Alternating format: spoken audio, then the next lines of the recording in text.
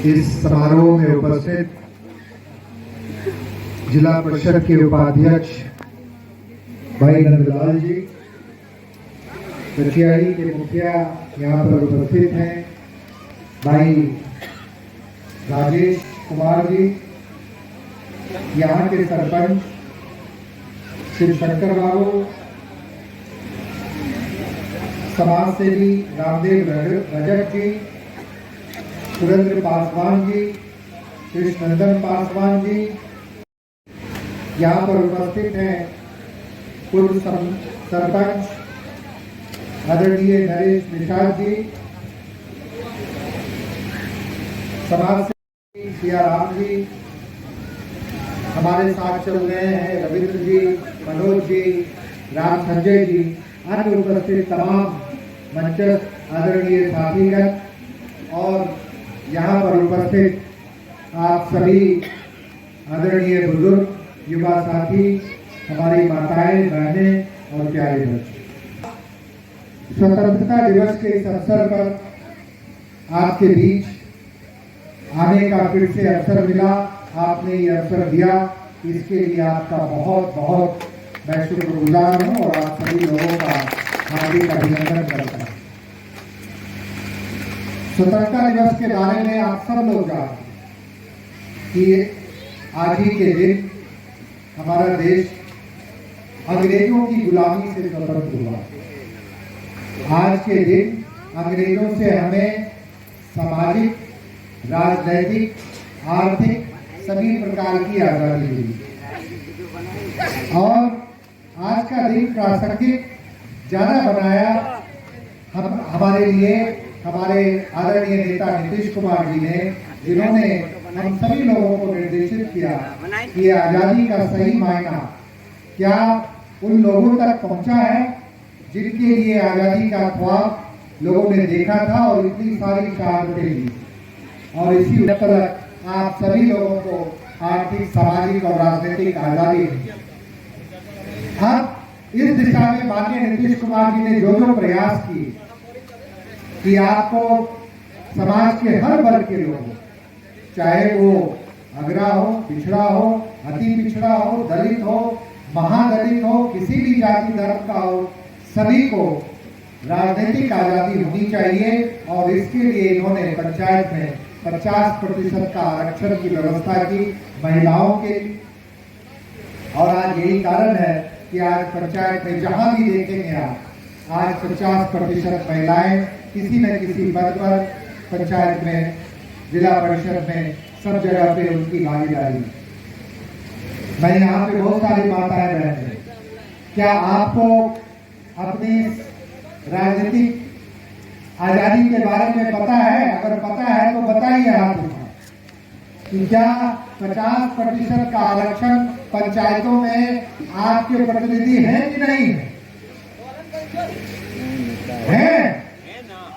यहाँ पे महिला वार्ड पार्षद है, महिला सरपंच है, महिला, मेरा मतलब है कि आपके पंचायत में नहीं होगा, बगल के पंचायत में होगा, लेकिन आपके यहाँ भी 50% आरक्षण महिलाओं का और है और 50% महिलाएं पंचायत के पदों पर आसीन और उस अपने को जमीन पर उतारा तो हमारे माननीय मुख्यमंत्री नीतीश कुमार। और इसी तरीके से आपकी आर्थिक आजादी के लिए कई तरह की योजनाएं चल रही हैं। आज महिलाओं के लिए जीविका का नाम आप सब लोगों ने सुना होगा। जीविका के माध्यम से महिलाओं की आर्थिक सशक्तिकरण का प्रयास किया जा रहा है और करोड़ों की संख्या में जीविका से आज महिलाएं जुड़ी हुई हैं और आज वो स्वावलंबी होने की दिशा में आगे बढ़ रही है। शिक्षा का अधिकार, आज महिलाओं को शिक्षित करने के लिए आपको, क्योंकि जब एक महिला शिक्षित होती है तो वो पूरा परिवार शिक्षित हो जाता है। ये भावना से आदरणीय नीतीश कुमार जी ने काम शुरू किया और आज हर जगह पे आपको महिलाएं ज्यादा से ज्यादा शिक्षित हों, इसके लिए कई तरह के प्रोत्साहन कार्यक्रम चल रहे हैं। अगर हमारी बच्चियां 10वीं पास करती हैं तो उनको आर्थिक प्रोत्साहन है, 12वीं करती हैं तो और ज्यादा आर्थिक प्रोत्साहन है। अगर आप आर्थिक माध्यम से, और यदि कोई हमारी बहन कोई बीपीएससी की परीक्षा पास करती है, प्रारंभिक परीक्षा पास करती है, तो उसको 50,000 की राशि दी जाती है ताकि वो मुख्य परीक्षा में शामिल हो सके। उसी तरीके से यदि आप यूपीएससी यानी आईएएस आईपीएस की परीक्षा में यदि कोई प्रारंभिक परीक्षा पास करता है तो उसके लिए 1 लाख रुपए की राशि की व्यवस्था है ताकि वो मुख्य परीक्षा की तैयारी करे।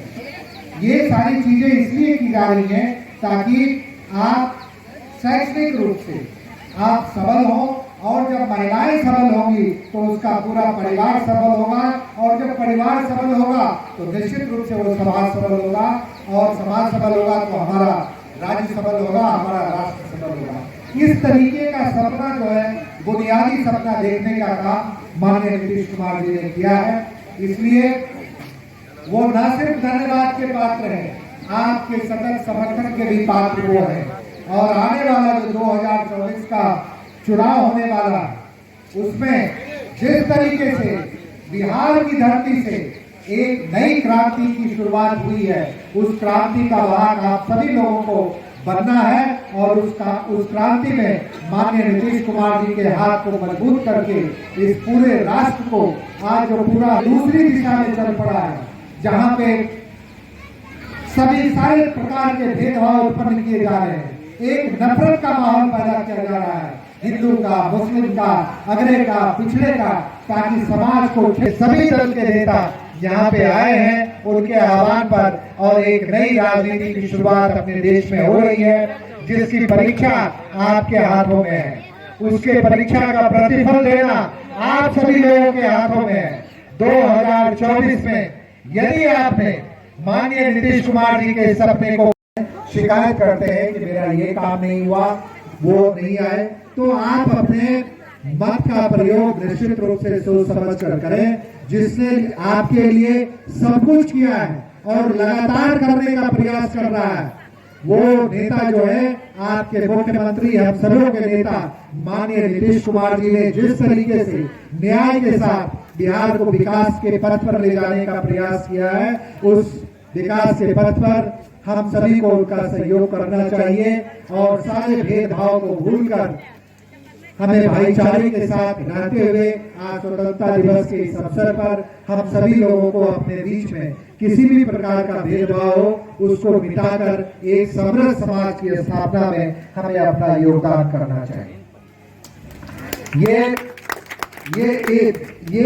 ये जो एक हमारा देश है, इसमें किसी कवि ने कहा कि सारे जहां से अच्छा गुलसिता हमारा, सारे जहां से अच्छा हिंदुस्तान हमारा, बुरे हैं इसकी ये गुलसिता हमारा।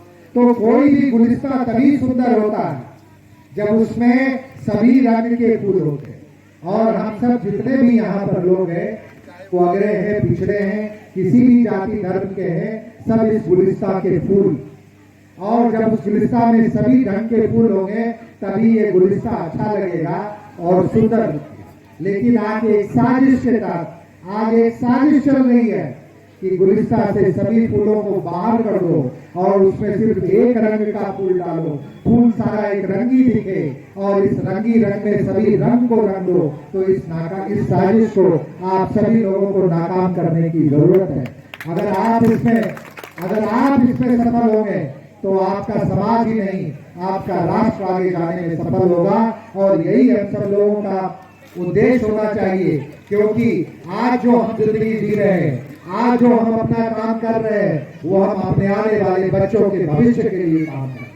हमारे आने वाले बच्चों का भविष्य कैसा होगा, कैसा राष्ट्र हम उनके हाथ में देने जा रहे हैं, ऐसा राष्ट्र जिसमें सबके लिए समानता का अधिकार हो, ऐसा राष्ट्र जिसमें न कोई ऊंचा हो न कोई नीचा हो, न किसी धर्म के नाम पे किसी के साथ भेदभाव हो, या ऐसा राष्ट्र जिसमें तानाशाही हो, जहां पे सिर्फ एक व्यक्ति के मन की बात सभी को सुननी पड़े, जिसके मन की बात सभी को करनी पड़े। ये आपको तय करना पड़ेगा कि आप एक स्वतंत्र नागरिक रह के जीना चाहते हैं या आप किसी की इच्छाओं का गुलाम बन के रहना चाहते हैं। तो ये तय आपको करना पड़ेगा, और ये तय करने का अवसर 2024 में आपको फिर से मौका मिल रहा है। मेरा आप सभी लोगों से आग्रह होगा कि स्वतंत्रता दिवस के इस अवसर पर आपने जिस तरीके से यहाँ पे स्वतंत्रता के तिरंगा को फहराया है, आप एक नए संकल्प के साथ आज ही आप एक संकल्प अपनी मुट्ठी में भर लें कि आने वाले चुनाव में हमें इस देश का जो संवैधानिक जो स्वरूप है, जो इसकी ताकत है, उसको हमें बरकरार रखना है। और वो ताकत है यहाँ का लोकतंत्र। और लोकतंत्र तभी मजबूत रहता है जब लोकतंत्र जनता के हाथ में होता है। आप जब चुनते हैं तब हम प्रतिनिधि बनते हैं। आप सोचिए उस समय को, आप उस समय की कल्पना कीजिए कि आपसे आपके चुनने का अधिकार छीन लिया जाए, आपके आगे कोई भी नेता थोप दिया जाएगा ऊपर से कि ये मनोनीत हो गए, क्योंकि आपके पास चुनने का अधिकार नहीं है। और ऐसी ही व्यवस्था की जा रही है इस देश में, ऐसे ही एक कुचक चल रहा है। अगर आप 2024 में सचेत नहीं हुए तो निश्चित रूप से ऐसी एक व्यवस्था बन रही है कि जनता के हाथ से उसके चुनने का अधिकार ले लिया जाएगा। और जो नेता आपके बीच में आएंगे वो नेता नहीं होंगे, आपके द्वारा चुने हुए नहीं होंगे, किसी तानाशाह के द्वारा मनोनीत किए हुए लोग होंगे। उनकी तानाशाही आपके ऊपर काम करेगी और आपके सारे जो स्वतंत्रता है उनको समाप्त कर दिया जाएगा, नष्ट कर दिया जाएगा। तो आज आप सभी लोगों, जितनी माताएं बहनें, हमारे युवा साथी हैं, मेरी बात को आप गंभीरता से सुनिए और इस पर विचार कीजिए कि क्या हो रहा है इस देश में। क्या आज किसी के पास बोलने की आजादी है? जब आप एक अपना मोबाइल खोलते हैं तो उस मोबाइल पे भी आपको वही चीज देखना पड़ता है जो शायद बहुत सारे लोग देखना नहीं पसंद करते। आप जब टीवी खोलते हैं तो टीवी पे एक चेहरे के अलावा आपको दूसरा चेहरा नहीं दिखता, एक न्यूज के अलावा आपको दूसरा न्यूज नहीं दिखता है। तो ये उसी तानाशाही की ओर, इसी तानाशाही की ओर का रास्ता है। और आप सभी लोगों को तय करना है कि आप आगे क्या करने के लिए जा रहे हैं। मैं अपनी बात को एक कवि की 4 पंक्तियों में मैं कहकर समाप्त करूंगा, क्योंकि आपको एक इनकलाब लाना है। यहाँ पे जितने भी लोग हैं उन सभी लोगों को संबोधित करना चाहूंगा और मेरा इशारा जिनकी ओर है मैं उनकी ओर भी कहना चाहूंगा, क्योंकि इसमें सभी तरीके के लोग, इसमें नेता के ऊपर भी बात है, इसमें जनता की ताकत की बात है, इसमें जो यहाँ के युवा हैं उनकी ताकत की बात है, जो लोग बोल नहीं सकते हैं लेकिन लिख सकते हैं उनके लिखने की ताकत की बात है। किसी कवि ने कहा है कि राजा अंधा हो जाए तो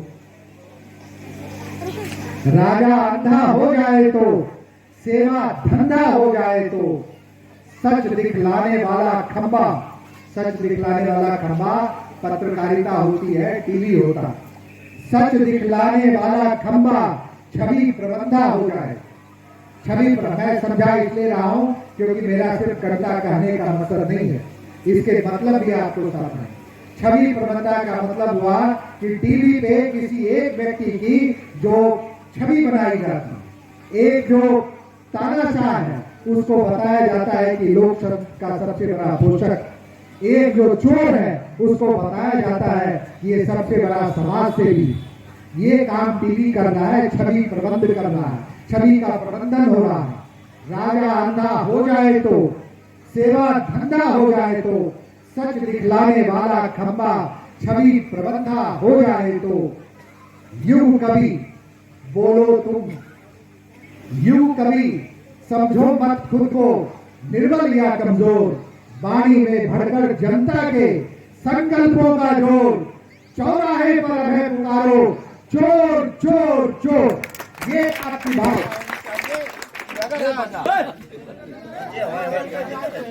कोई बात नहीं, आप उसके खिलाफ आवाज जरूर, और जब आप में आवाज उठाने की ताकत होगी तभी आप आगे अपने समाज की रक्षा कर पाएंगे और अपने राष्ट्र की रक्षा कर पाएंगे। स्वतंत्रता दिवस के इस मौके पर आप सभी लोगों का एक बार पुनः बहुत बहुत स्वागत है, बहुत अभिनंदन है। और आज के दिन हम लोग हर्षोल्लास से मनाएं और इस संकल्प को निश्चित रूप से सभी लोगों से आग्रह है कि अपनी मुट्ठी में आज से बांध के रखें और 2024 के आने वाले चुनाव में करारा जवाब दें।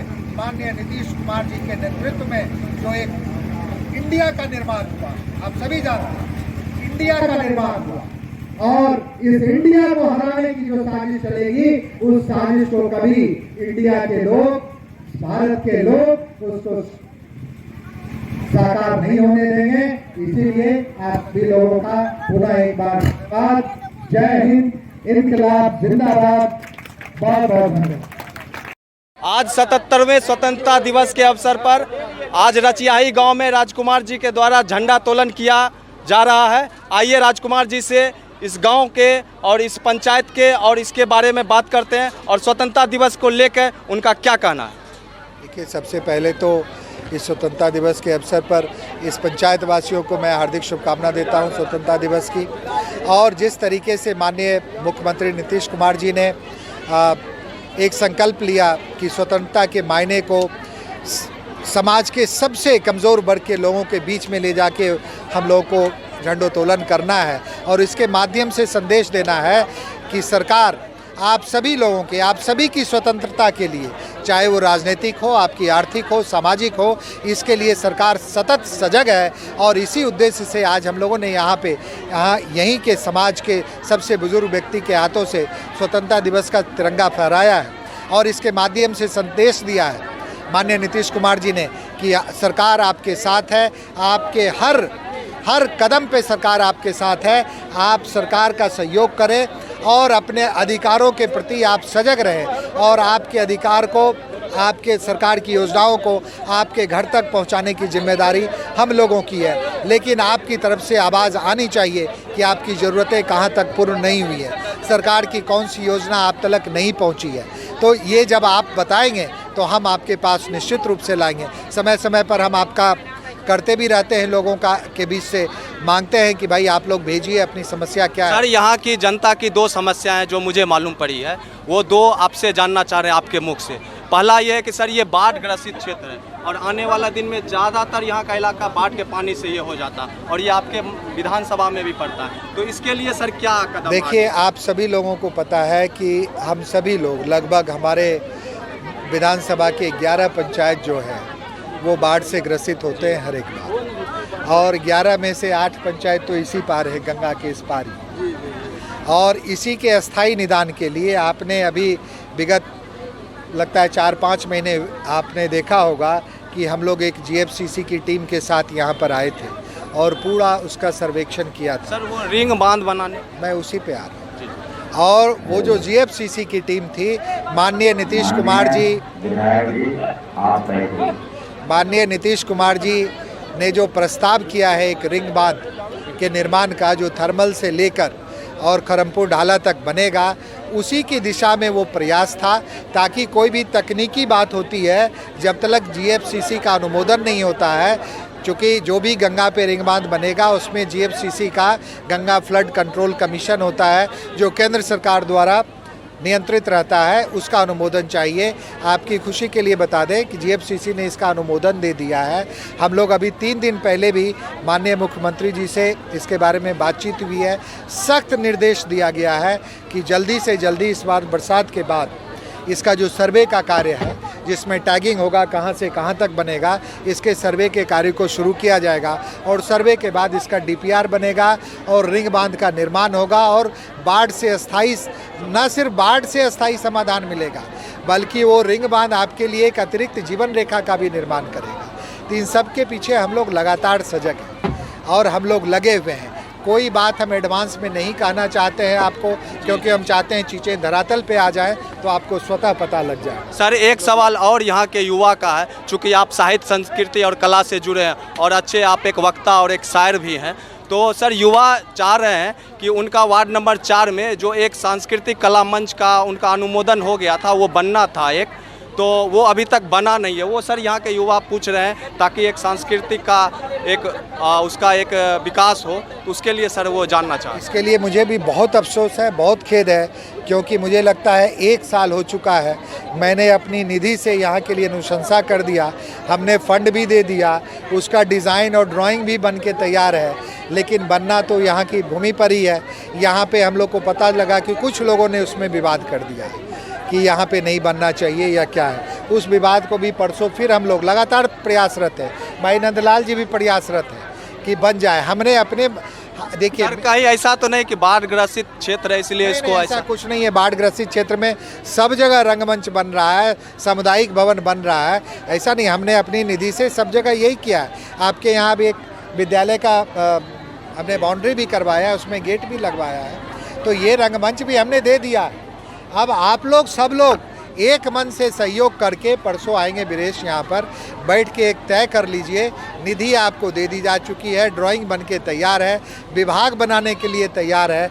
आप लोग इसमें जो भी अवरोध है उसको थोड़ा सा सर ये अवरोध कहाँ किन के तरफ से आ रहा है? ये मुझे अब ये पता होगा यहाँ के स्थानीय लोगों को। अगर अवरोध नहीं रहता तो आज हम उद्घाटन कर रहे होते उसका, कई बहुत पहले कर दिए होते, क्योंकि हम लोग भी बार बार चाह रहे हैं कि उस निधि का जो आपका पैसा है, आपका पैसा यहाँ नहीं लगाइएगा तो कहीं और लगा लीजिए।